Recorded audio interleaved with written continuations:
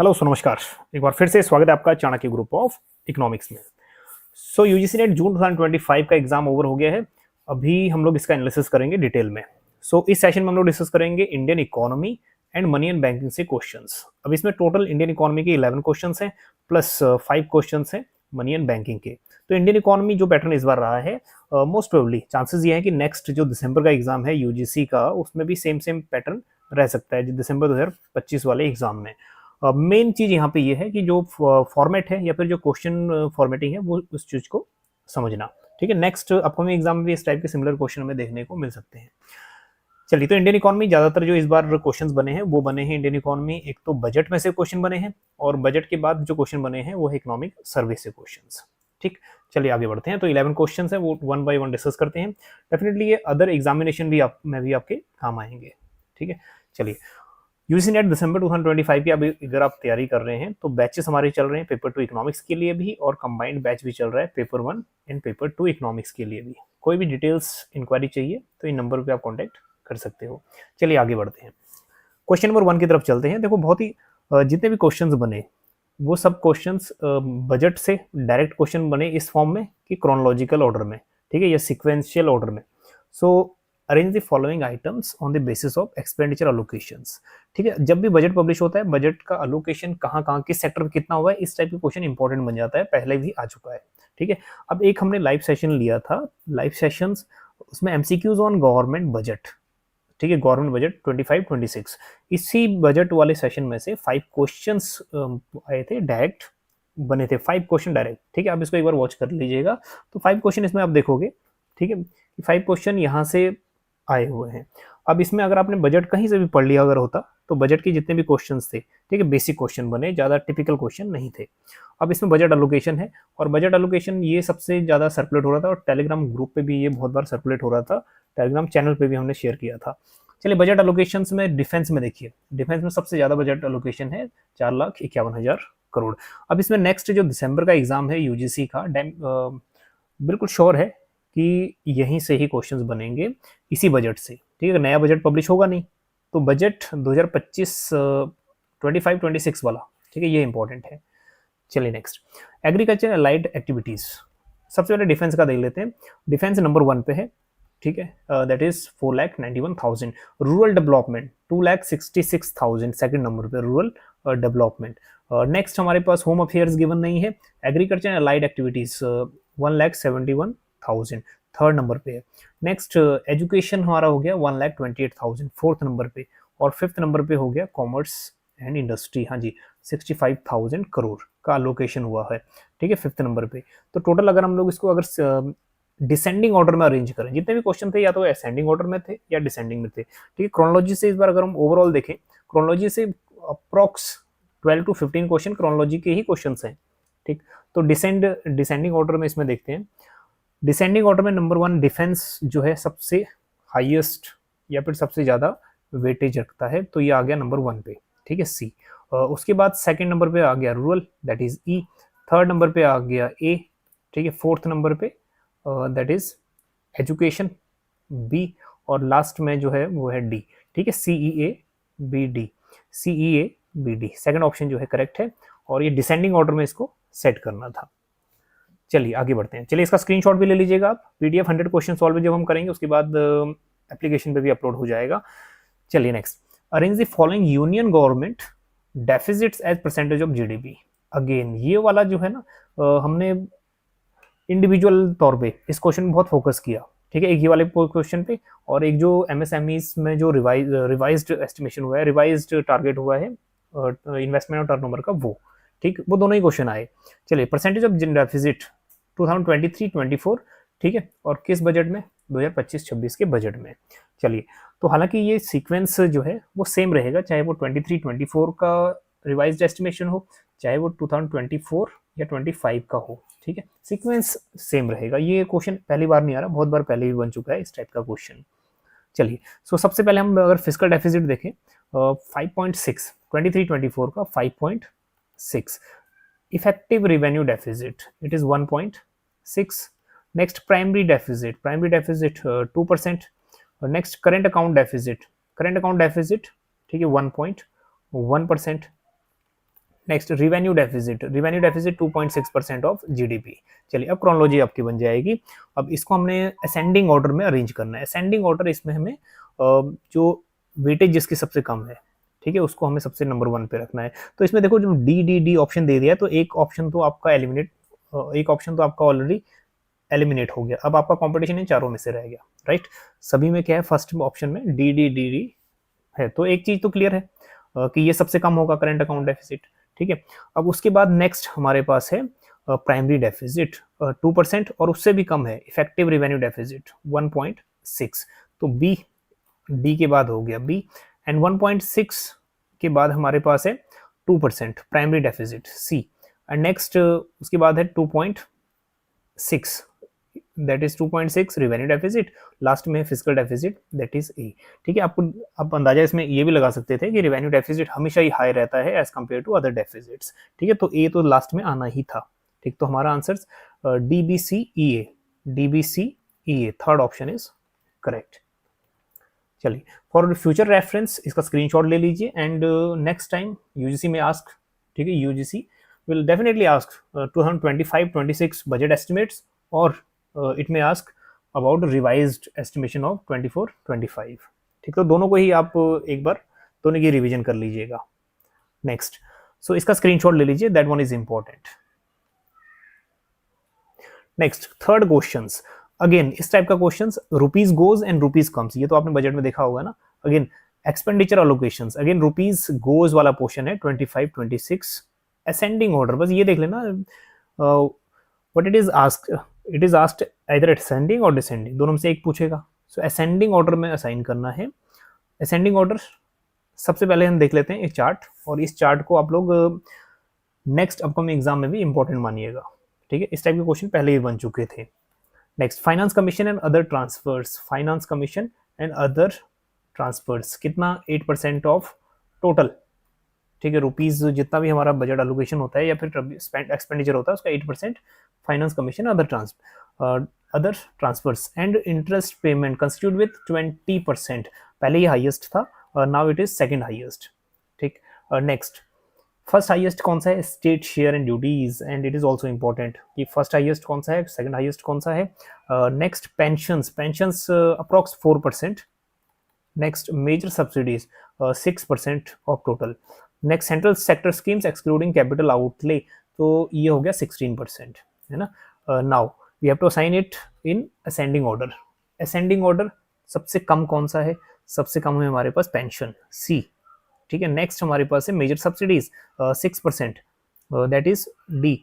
Next we have 8% finance commission and other transfers, next we have central schemes 16%, that is E, and next last में interest payment that is B. अब आपको ये तो पता है कि इंटरेस्ट पेमेंट यहाँ मैक्सिमम कंस्टिट्यूट करता है क्योंकि बहुत बेसिक है, ठीक है। तो सबके लास्ट में क्या होना चाहिए था, बी होना चाहिए था, तो एक ऑप्शन आपका ये एलिमिनेट हो जाता है ना।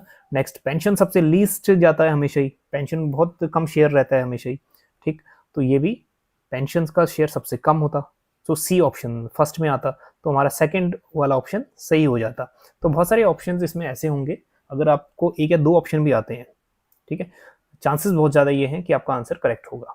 चलिए now next word, question number 4, again it's comes from rupees comes from, देखो रुपीज कहाँ से आता है, वहां से क्वेश्चन आ गया।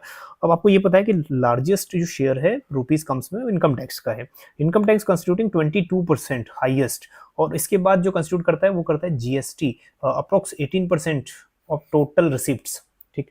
नेक्स्ट कॉर्पोरेशन टैक्स इसके बाद आता है, दैट इज 17%, है ना। तो हमें दो आंसर मिल गया, ए का थर्ड एंड सी का फोर्थ, ए का थर्ड एंड यहाँ से आंसर निकल सकता है, एंड थर्ड का दैट इज फोर्थ, तो हमें एक आंसर यही मिल गया, ठीक है। नेक्स्ट आगे बढ़ते हैं, कस्टम्स अंडरस्टूड है 4% एंड यूनियन एक्साइज हो गया 5%। चलिए थर्ड ऑप्शन करेक्ट है।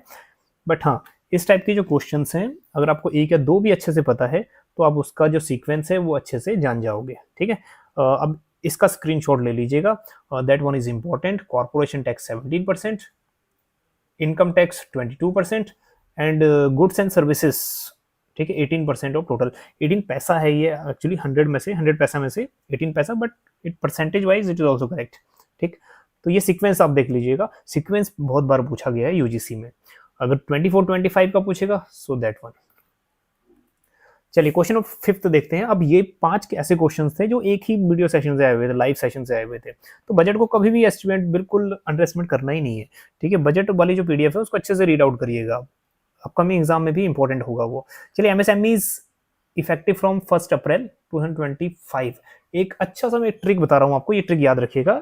एमएसएमईज रिवाइज्ड हुई है डेफिनेशंस, ठीक है। एक ट्रिक बता रहा हूँ, याद रखिएगा। पहले एक एमएसएमई, ठीक है, ये याद रख लीजिएगा, micro small and medium enterprise. एक जगह इन्वेस्टमेंट और दूसरा जगह टर्नओवर, ठीक है, ये याद रहेगा। ठीक, ये चार्ट बना लीजिएगा अपने बिल्कुल नोटबुक में, नोट्स में ऐड कर दीजिएगा इस चार्ट को, ठीक है। आपको ये पता रहेगा कि नए और पुराने में क्या डिफरेंस है। अब एक बात ध्यान रखिएगा, जो इन्वेस्टमेंट है वहां लिख दीजिएगा 2.5, ठीक है, मल्टीपल 2.5, और जहां टर्नओवर है वहां लिख दीजिएगा multiple 2। Now what it means, जो पुराना इन्वेस्टमेंट लिमिट था उससे 2.5 लिमिट इन्वेस्टमेंट की बढ़ी है, एंड 2 मल्टीपल टर्नओवर की जो लिमिट थी वो बढ़ी है, ठीक है। इन्वेस्टमेंट पहले 1 करोड़ था, ठीक है, 1 का 2.5 कितना हुआ, 2.5 crore. 2.5 crore investment limit micro में है, एंड इन्वेस्टमेंट लिमिट भी यहाँ बढ़ी है, ठीक है। 2 मल्टीपल, पहले 5 करोड़ थी, अब कितनी है, 10 करोड़, ये याद रखिएगा। नेक्स्ट जब हम लोग बात करेंगे इन्वेस्टमेंट इन स्मॉल, माइक्रो का हो गया, then small enterprise. Small enterprise 25 crore, पहले 10 करोड़ थी, अब 25 करोड़ है investment limit. And investment limit से देखो, एक के होता है मल्टीप्लायर, इन्वेस्टमेंट मल्टीप्लायर, इसकी वैल्यू होनी चाहिए 4 होने चाहिए। इसका मतलब क्या है, मतलब इन्वेस्टमेंट आपका जितना भी हो, ठीक है, आपका टर्नओवर होना चाहिए 4 मल्टीपल। हम लोग करते हैं ना investment, that is change in multiplier, change in Y upon change in I, ठीक है, वही है ये। इन्वेस्टमेंट अगर हम 1 करोड़ कर रहे हैं तो उससे कम से कम 4 करोड़ हमारी इनकम होनी चाहिए, ठीक है। अगर 10 करोड़ हम लोग इन्वेस्ट कर रहे हैं तो 40 करोड़ का टर्नओवर होना चाहिए, ठीक है। तो सिमिलरली यहाँ पे 2.5 करोड़ का हम इन्वेस्टमेंट कर रहे हैं तो 4 मल्टीपल हमारा टर्नओवर कितना होना चाहिए, इनकम कितना होना चाहिए, टर्नओवर, दैट इज 4 करोड़। तो याद रखिएगा मल्टीप्लायर की वैल्यू कितनी होनी चाहिए, 4। इससे पहले वाले जो था उसमें थी मल्टीप्लायर की वैल्यू 5, अब इन्होंने कम कर दी है। Next 25 crore small industries, next इसका मल्टीपल 4 कितना हो गया, दैट इज 100 करोड़, ठीक है, 100 करोड़ टर्नओवर लिमिट। नेक्स्ट हमारे पास लास्ट लिमिट है micro medium, that is micro small and medium enterprise. Medium enterprise 125 crore, ठीक है, मीडियम, पहले 50 करोड़ था, अब 125 करोड़ हो गया। ना 125 का 4 गुना कर दो, कितना हुआ, 500 करोड़। हाँ जी, तो ये याद रहेगा आपको कि 2 मल्टीपल टर्नओवर बढ़ा है, और उससे पहले 250 करोड़ था, ठीक है, मीडियम एंटरप्राइज में टर्नओवर लिमिट। तो ये इंपॉर्टेंट है, इस बात को आप ध्यान रखिएगा। एक चीज इसको सेग्रीगेट कर लीजिए कि टर्नओवर इन्वेस्टमेंट लिमिट 2.5 से बड़ी है और टर्नओवर लिमिट 2 से बड़ी है। अब आते हैं क्वेश्चंस पे। अब आपको जो भी क्वेश्चन पूछेगा आप आंसर दे दोगे। पहला क्वेश्चन है, an enterprise classified as micro enterprise if the investment in plant and machinery. अब देखो प्लांट मशीनरी, पहले क्या होता था, plant and machinery separate investment turnover target था। ये बहुत जो पुराने स्टूडेंट्स हैं ना, 2 साल पहले जिनको 2 साल से तैयारी कर रहे हैं उनको पता होगा, ठीक है। प्लांट और मशीनरी की सेपरेट टर्नओवर इन्वेस्टमेंट लिमिट थी, अब एक ही टर्नओवर लिमिट है दोनों की, इन्वेस्टमेंट टर्नओवर लिमिट एक ही है। Does not exceed RS 2.5 crore. हाँ जी, माइक्रो एंटरप्राइज 2.5 करोड़, सही है, बिल्कुल सही है। तो A1 is correct. Second one, medium enterprise is one whose turnover does not exceed 50 crore. हाँ जी, मीडियम एंटरप्राइज वो है जिसका टर्नओवर, ठीक है, टर्नओवर कितना होना चाहिए, does not exceed 50 crore. 50 crore तो बहुत कम है, 500 करोड़ का टारगेट है, ठीक है, तो ये गलत है। Next, a small enterprise have a investment limit 10 crore. हाँ जी, स्मॉल 10 करोड़ इन्वेस्टमेंट लिमिट, ना ना ना, पहले थी, ठीक है, अब 2.5 मल्टीपल बढ़ गई है, तो so it is also incorrect. Next option D, a micro enterprise is one whose turnover is up to 10 crore. हाँ जी, माइक्रो एंटरप्राइज टर्नओवर 10 करोड़, ठीक है, तो सही है, बिल्कुल सही है, टर्नओवर 10 करोड़ का है। Next E option, a small enterprise has turnover limit of RS 100 crore. हाँ जी, 100 करोड़ टर्नओवर लिमिट, ठीक है। इसमें टाइम तो लगेगा आपका, बट हाँ नेक्स्ट टाइम जो भी क्वेश्चन यहाँ से पूछेगा आपको वो क्वेश्चन बन जाएगा, 100% श्योर है कि ये क्वेश्चन आपका सही होगा नेक्स्ट टाइम। चलिए, क्वेश्चन ए डी ई जो है वो सही है, A D E, so second option is correct. चलिए, इसका भी स्क्रीनशॉट ले लीजिएगा आप, ये याद रखिएगा। इन्वेस्टमेंट हाँ जी 2.5% से बढ़ेगा, ठीक है, और टर्नओवर लिमिट, ठीक है, मल्टीपल 2 से इंक्रीज होगा। चलिए next 6 questions. Arrange the following countries. ठीक है, अब ये बेसिस स्पेशली ये वाला जो डाटा है वो है market capitalization to nominal GDP पूछ रहा है। मतलब मार्केट कैपिटलाइजेशन, मार्केट में जो पूंजी है आपकी, वो आपकी नॉमिनल जीडीपी के कितना परसेंट है। ठीक है, ratio at the end of December 2024। Again it was question from economic survey 24-25। तो इकोनॉमिक सर्वे डीप पढ़ना ही पड़ेगा आपको। ठीक है, तो यहाँ क्योंकि ये वाला क्वेश्चन ना बहुत इजी नहीं है, ये वाला क्वेश्चन बहुत ट्रिकी है और बहुत डीप पूछा है। नहीं स्टूडेंट को पता होता, नहीं इतना डीप पढ़ के जाता है स्टूडेंट कि वो मार्केट कैपिटलाइजेशन पता करे, वो भी डिफरेंट कंट्रीज का। ठीक है, ये थोड़ा सा क्वेश्चन चैलेंजिंग है। चैलेंजिंग मीन्स थोड़ा डिफिकल्ट है, याद रखना। चलिए फिर भी हम लोग एक मार्केट कैपिटलाइजेशन परसेंटेज लिखते हैं नॉमिनल जीडीपी का। ठीक है, ये याद रखिएगा। सो अगर हम बात करें इंडिया की, सो इंडिया इज अबाउट, अच्छा इसमें ये बता रहा है कि कितना परसेंटेज है। ठीक है, मार्केट जो जीडीपी है, नॉमिनल जीडीपी है, उसका कितना परसेंट।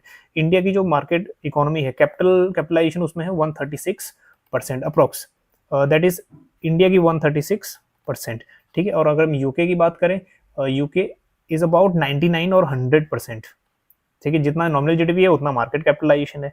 चाइना का अगर हम बात करें, चाइना का 65%, क्योंकि जीडीपी का साइज बड़ा है, मार्केट कैपिटलाइजेशन थोड़ा कम है।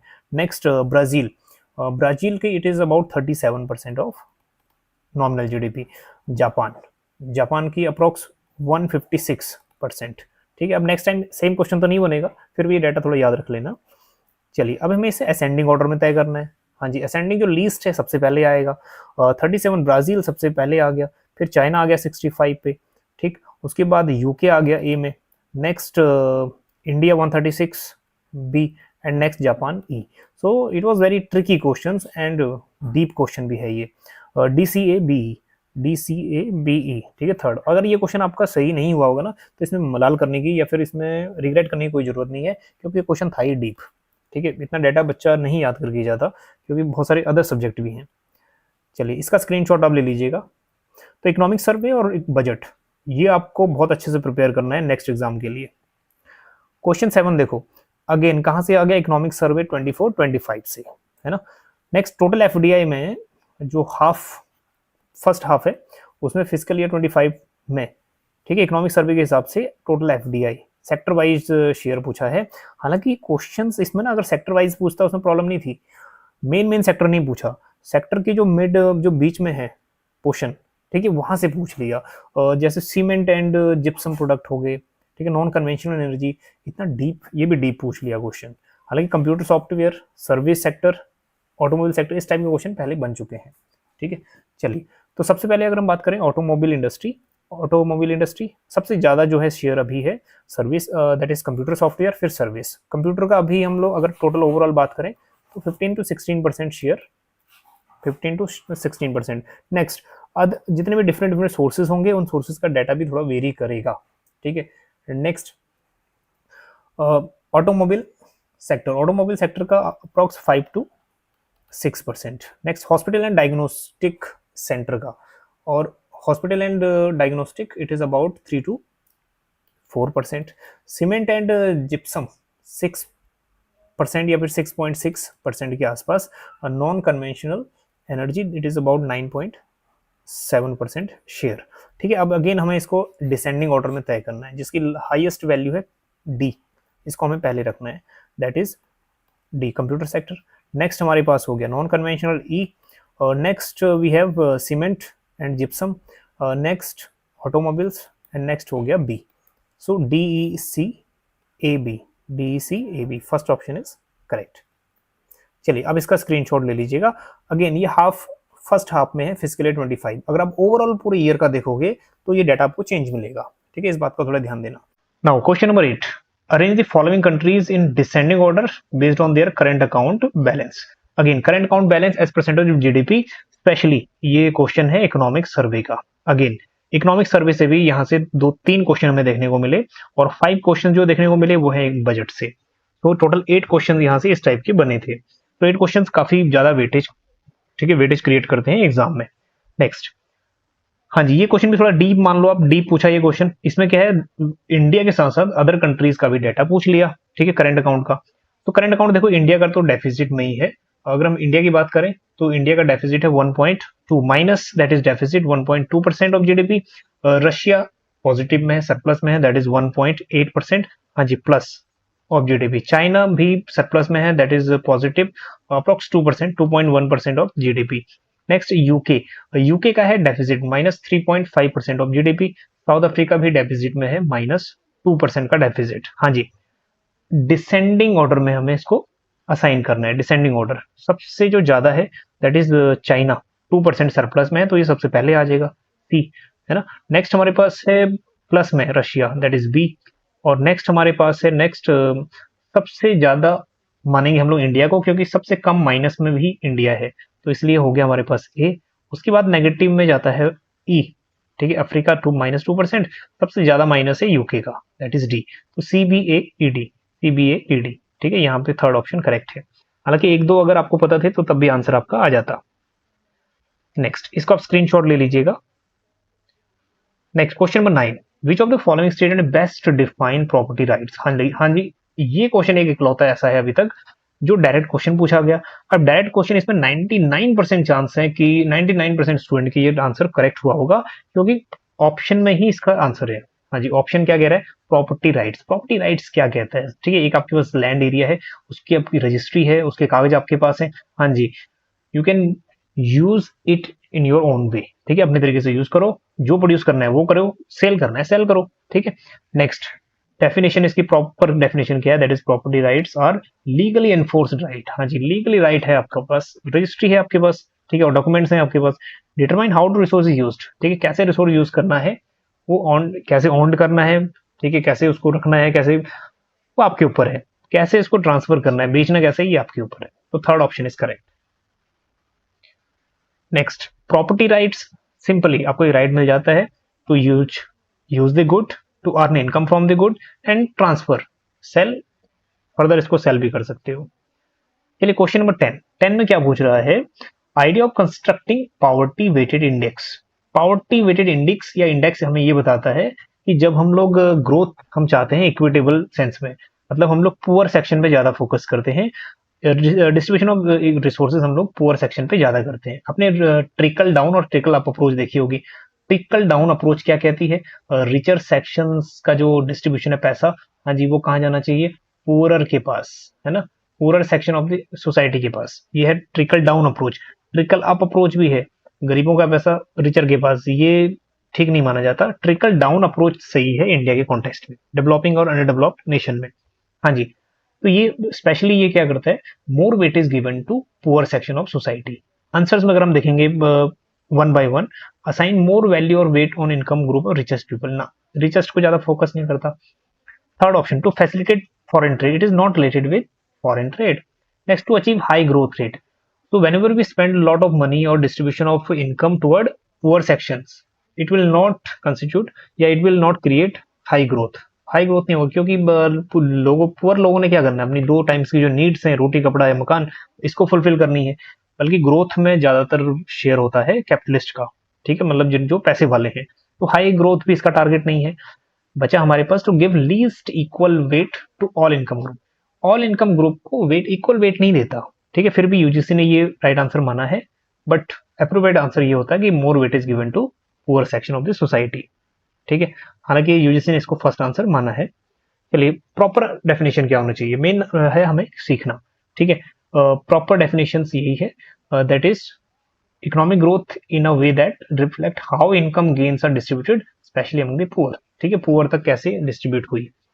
तो more weight given to poor, not equal weight to all, ठीक है, ये है more weight of income gains to lower income of the group. Main target है कि इंक्लूसिव एंड इक्विटेबल ग्रोथ हो, ठीक, पॉवर्टी रिड्यूस हो, ठीक है। पॉवर्टी रिड्यूस होगी जब हम इनकम डिस्ट्रीब्यूशन पुअर की तरफ करेंगे, पॉवर्टी बढ़ेगी या फिर वाइड इनइक्वालिटी बढ़ेगी जब हम रिचर सेक्शन की तरफ रिसोर्सेज शिफ्ट करेंगे।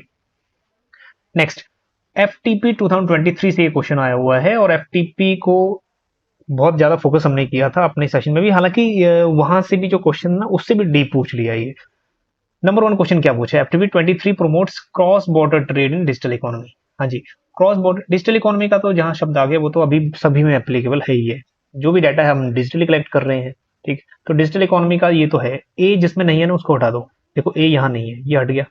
Next FTP 23 emphasise creation of e commerce exports hub. हाँ जी बिल्कुल मेंशन है, e commerce exports hub create होने चाहिए। ठीक है, इसको ये बिल्कुल सही है, दैट इज बी करेक्ट। तो बी भी सही है। नेक्स्ट जहां बी नहीं है उसको हटा दो, देखो इसमें बी नहीं है तो ये हट गया। Next it prohibits export and import of arm related material from और टू इराक। देखो इराक से हमारे आर्म फोर्सेस से रिलेटेड कोई डील नहीं है, प्रोहिबिटेड है। यहाँ सिर्फ ईरान और इराक कुवैत से क्या होते हैं, गल्फ कंट्री से ऑयल इंपोर्ट होता है। ठीक है, तो ये प्रोहिबिट्स प्रोहिबिशन में सही है। Next it prohibit import from charcoal Somalia से, फ्रॉम सोमालिया, सोमालिया से भी चारकोल बैन है, तो ये भी करेक्ट है। It emphasise strengthening trade with democratic people's republic of Korea, DPRK से हमारा एयरक्राफ्ट हो गया, मिसाइल्स हो गए, ठीक है, आर्म रिलेटेड मटेरियल्स, ये स्ट्रेंथन करना है ना ना ना, ये प्रोहिबिशन है। ठीक है, प्रोहिबिट्स है इन कंट्री से, ज्यादातर आर्म्स हमारा आ रहा है रशिया वगैरह से, तो ये भी ये एम्फेसाइज नहीं है, ये प्रोहिबिट्स आना चाहिए था, तो ये गलत है। ठीक है, ABCD जो है सही ऑप्शन है। चलिए डिटेल में ये वाला स्क्रीनशॉट ले लीजिएगा आप। चलिए आगे बढ़ते हैं। हाँ जी, मनी एंड बैंकिंग से कितने क्वेश्चंस आए, 5। बहुत स्वीट एंड सोबर क्वेश्चन आए, स्वीट एंड शॉर्ट टाइप के क्वेश्चंस। पहला क्वेश्चन क्वेश्चन डायरेक्ट जवाब। हाँ जी, which of the following year is mandate preamble of RBI has been amended. अब इस डेट को देखिए, इन डेट्स में सबसे इंपॉर्टेंट डेट देखिए, आंसर आपके सामने होगा। हाँ जी, इंपॉर्टेंट डेट, MPC कब आया, मॉनेटरी पॉलिसी कमेटी, ठीक है, कब सेटअप हुआ, कि मॉनेटरी पॉलिसी कमेटी ईयर में 4 बार होगी, मतलब 4 टाइम होगा MPC कमेटी। ये किस ईयर में बोला गया था, CPI का टारगेट होगा 4 + -2, किस ईयर में, हाँ जी 2016 में। ठीक है, क्योंकि इस टाइप के क्वेश्चन पहले भी बन चुके हैं कि ये जो टारगेट मॉनेटरी पॉलिसी का इन्फ्लेशन का टारगेट है कब सेटअप किया था, 2016 में। तो अमेंडमेंट भी आए थे 2016 में, RBI एक्ट 1934 वाले में। चलिए अब इसको डिटेल में देखते हैं। RBI एक्ट 1934 में 2016 में कुछ चेंजेस आए थे, अमेंडेड हुए थे। इसमें मेन था flexible inflation target framework, inflation it should be 4 + -2, monetary policy committee, ठीक है, मॉनेटरी पॉलिसी कमेटी होगी, 6 मेंबर्स होंगे, 3 from RBI and 3 nominated by government. And main objective क्या होगा, मेन ऑब्जेक्टिव होगा ग्रोथ विद स्टेबिलिटी। हाँ जी, फिजिकल पॉलिसी का भी यही एम है और मॉनेटरी पॉलिसी का भी। हाँ जी, फाइनेंस एक्ट 2016 के नाम से ये अमेंडमेंट आया था। सेक्शन 45ZB, ठीक है, ZB, ठीक, तो इसको हम लोग बोलेंगे अमेंडेड प्रीएम्बल या फिर मैंडेट ऑफ RBI। चलिए मेन इसको अंडरलाइन कर दीजिए, मेन चीज RBI एक्ट 1934 है, फाइनेंस एक्ट 2016 है जो अमेंडेड हुआ था, और सेक्शन 45ZB है। ठीक है, 29 सितंबर 2016। हाँ जी, main 4 times MPC monetary policy committee कितने टाइम मीटिंग लेगी, मिनिमम 4 बार। अभी देखते हो आप, हर 2 महीने बाद मॉनेटरी पॉलिसी कमेटी हो जाती है ना। इस बार अभी जून में हुई थी, 6 जून, 6 to 6, 7, 8, मतलब 2-3 दिन की एक बार होती है मीटिंग। ठीक, तो अभी जून, जुलाई, अगस्त, सितंबर में हो सकती है, ठीक है, अगस्त में हो सकती है, 2-3 महीने में एक बार होगी। मिनिमम कितनी होनी चाहिए, 4। ठीक है, नेक्स्ट ज्यादा हो सकती है, मिनिमम 4 होनी चाहिए लेकिन। हाँ जी, फिजिकल इन्फ्लेशन टारगेट कितना, 4%, upper tolerant 6, lower tolerant 4%। Next question क्या पूछ लिया, RBI के कुछ टर्म्स क्रोनोलॉजिकल ऑर्डर में पूछ लिए। हाँ जी, फिजिकल डोमिनेंस, फिजिकल डोमिनेंस देखो एक ऐसा टाइम पीरियड था जब RBI नया सेटअप हुआ था 1935, ठीक है, 1 अप्रैल। हाँ जी, कई बार क्वेश्चन आ जाता है 1935 1 अप्रैल को तो लागू हुआ, but it was recommendation of हुम, ठीक है, तो याद रखिएगा हिल्टन यंग कमीशन की रिकमेंडेशन थी जो ये सेटअप हुआ। नेक्स्ट नेशनलाइज कब हुआ, 1949 में नेशनलाइज हो जाता है। ठीक, अब उस टाइम में, जिस टाइम में नेशनलाइज हुआ उस टाइम में फिजिकल पॉलिसी फिर भी डोमिनेंस में थी, ठीक है, मॉनेटरी पॉलिसी नहीं थी, मॉनेटरी सिस्टम। सो 1951 ये वाला करेक्ट है, सेकंड ऑप्शन, ठीक है, that is second. Next multiple indicator approach, multiple indicator approach, ये टाइम ड्यूरेशन है, मल्टीपल मतलब इंटरेस्ट रेट वगैरह अलग अलग चीजें, और ये टाइम ड्यूरेशन 1998 एंड टू 2016। ठीक है, ये हमारा हो गया third. Next monetary targeting with feedbacks, ठीक है, फीडबैक्स ये वाला टाइम ड्यूरेशन है 1985 टू 1999, ये हो गया फोर्थ। और लास्ट में आ गया फ्लेक्सिबल इन्फ्लेशन टारगेट, ये जो है अभी चल रहा है 2016 से ही, ठीक है, ये हो गया, दैट इज फर्स्ट। अब इसमें सबसे इजी कौन था, इसमें सबसे पहले सबसे इजी यही था, फ्लेक्सिबल इन्फ्लेशन टारगेट, जो पिछले क्वेश्चन में भी आया था। हाँ जी, वो फर्स्ट है, तो जहां भी आपको डी का फर्स्ट दिखता आंसर आपका यहीं से आ जाता, 2 एलिमिनेट हो जाते। ठीक, सो 2341, 2341 सेकंड वन। चलिए तो इसको स्क्रीनशॉट ले लीजिएगा। थर्ड क्वेश्चन, हाँ जी, arrange the following rates in ascending order decided in fifth MPC. हाँ जी, फिफ्थ एमपीसी में देखो क्या किया। फिफ्थ एमपीसी वही अभी डिस्कस किया था हमने 6 जून 2025। ये वाला क्वेश्चन देखो 29 जून को एग्जाम था यूजीसी का 2025, और ये वाला क्वेश्चन उठा लिया 6 to 8 जून में से। हाँ जी, ये थोड़ा सा बढ़िया काम किया यूजीसी ने कि लेटेस्ट क्वेश्चन उठाया, क्योंकि स्टूडेंट इसकी तैयारी करके गए थे। मैक्सिमम स्टूडेंट का ये सही होगा। मार्जिनल स्टैंडिंग फैसिलिटी रेट हमें असेंडिंग ऑर्डर में लगाना है। अब एमएसएफ एक ऐसा रेट है जिस रेट पे आरबीआई लोन देता है कमर्शियल बैंकों को, but at a higher rate, क्योंकि जब आपको सडन लिक्विडिटी चाहिए तो रेपो रेट देखो, पहले सबसे पहले ये देख लो, रेपो रेट 5.5% अभी रिड्यूस हुआ है 5.5%। ठीक है, एक याद रखना वेरिएशन रेट अभी है 0.25%। व्हाट इट मीन्स कि जो भी रेट आपके कम ज्यादा होंगे वो रेपो रेट से होंगे। ठीक, अब रेपो रेट 5.5 है तो 5.75, ठीक है, थोड़ा हायर रहता है एमएसएफ। नेक्स्ट एसडीएफ देखो अप्रैल 2022 में ये टर्म्स आया था, ये रिवर्स रेपो रेट का पूरा काम कर रहा है अभी। ठीक है, तो आरआरआर रिवर्स रेपो रेट और एसडीएफ में सिर्फ एक ही फर्क है, दोनों ही कमर्शियल बैंक लोन प्रोवाइड करते हैं आरबीआई को। ये RBI excess amount of reserve money ले लेता है, एक्सेस अमाउंट ऑफ मनी ले लेता है कमर्शियल बैंकों का। सपोज करो 120 करोड़ मार्केट में फ्लोट कर रहा है और इकोनॉमी के इक्विलिब्रियम लाने के लिए 100 करोड़ की जरूरत है, तो 20 करोड़ सरप्लस फंड आरबीआई कहेगा आप मुझे दे दो। ठीक है, और उसके बदले आप रेट ऑफ इंटरेस्ट ले लो क्या 5.25%, विच इज लोअर। ठीक है, लोअर देन रेपो रेट। हाँ जी, रिवर्स रेपो रेट तो 2020 से ही बंद है, 3.35 पे ये कांस्टेंट रखा हुआ है 2020 से ही, क्योंकि अब इस पे काम नहीं हो रहा। देखो आरआरआर और एसडीएफ में इतना ही फर्क है कि आरआरआर में कोलेटरल सिक्योरिटीज होती हैं, एसडीएफ में कोलेटरल सिक्योरिटीज नहीं होती। चलिए सीआरआर अगेन 4% है, बट आरबीआई ने ये बोला है इस एमपीसी में कि इसको हम लोग 4 ट्रेंचेस में इसको रिड्यूस करके 3% करेंगे। पहले 3.75 करेंगे, फिर 3.5, 3.25 एंड लास्ट में 3%। ठीक है, करेंगे। चलिए तो अब सिस्टम मतलब असेंडिंग ऑर्डर में इसको सेट करते हैं। सबसे कम रिवर्स रेपो रेट डी, हाँ जी एक ही में है बस। चलो और आगे सॉल्व करते हैं। नेक्स्ट, फिर उसके बाद सीआरआर सी, नेक्स्ट उसके बाद आ गया बी स्टैंडिंग एसडीएफ, नेक्स्ट आ गया हमारे पास रेपो रेट ई, नेक्स्ट हो गया ए। चलिए right answer D C B E A. चलिए उम्मीद है कि ये वाला क्वेश्चन सभी का सही हुआ होगा। Fourth question, which of the following derivatives market in India chronological order, again starting from the oldest to latest. याद करिए कुछ साल पहले भी ये क्वेश्चन पूछा था, जिसमें ऑप्शन ट्रेडिंग से क्वेश्चन आए थे और गवर्नमेंट सिक्योरिटीज से। ठीक है, गवर्नमेंट सिक्योरिटीज से क्वेश्चन पूछे थे, जैसे 81 डेज सिक्योरिटीज, 91 डेज सिक्योरिटीज कब इंट्रोड्यूस हुआ था, 3 उसके बाद नेक्स्ट जो 180 डेज है वो कब इंट्रोड्यूस हुआ था, 364 डेज ट्रेजरी बिल्स कब आया था। ठीक है, ट्रेजरी बिल्स, गवर्नमेंट सिक्योरिटी, ये सब क्वेश्चन आ चुके हैं। अगेन ये भी डेट वाइज है इंट्रोडक्शन इनका। ठीक, so commencement of trading in options on individual security, option trading, हाँ जी स्टार्टिंग याद रखिएगा जुलाई 2001। Next, introduction of interest rate futures, futures का जो टाइम है दैट इज जून 2003। ठीक है, next trading stock future, stock future का जो टाइमिंग है दैट इज नवंबर 2001। ठीक, नेक्स्ट हमारे पास introduction of future trading based index. अब इतना ट्रिकी क्वेश्चन पूछ लिया, सभी डेट सिमिलर कर दिए है ना। अब इसका है जून 2000। नेक्स्ट लास्ट में ट्रेडिंग इन इंडेक्स ऑप्शंस, ये है हमारे पास जून 2001। बहुत ही ट्रिकी बना दिया क्वेश्चन। अब सबसे ओल्डेस्ट जो है वो है जून 2000। ठीक है, डी, बस यहाँ और कॉम्प्लिकेटेड कर दिया, डी सभी में दे दिया। ठीक, नेक्स्ट उसके बाद हम देखेंगे तो जून, जुलाई एंड नवंबर एक ही ईयर का।